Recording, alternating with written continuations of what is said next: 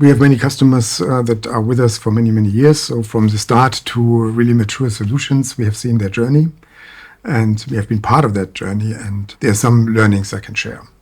So the first one is that nowadays all projects start with, yes, we need semantics because we have a lot of data.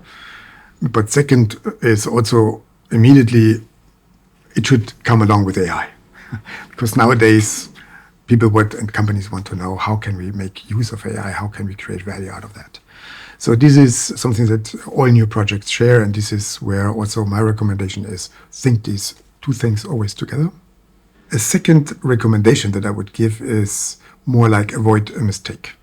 So a mistake that you can do in such projects is that you try to first bring in all the data into a big knowledge graph and then try to make something out of it. This is not what we recommend.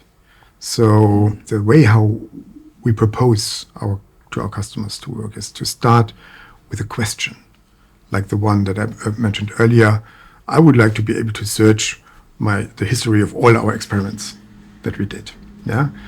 Beside that, you put the amount of money that this can save or the speed that you will win with your company, so the commercial benefit. And then you start thinking about what data out of all this big bunch of stuff that I have there do I really need to answer this question? And then you only integrate this part.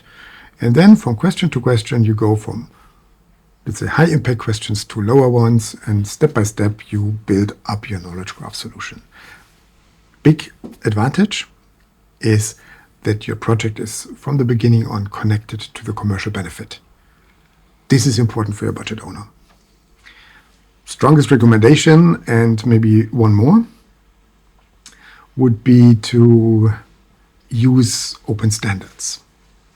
So this is something our solutions support. We work with open standards as far as possible, and we are contributors and believers in this. Why? Because this is the precondition to really have reusable and fair data.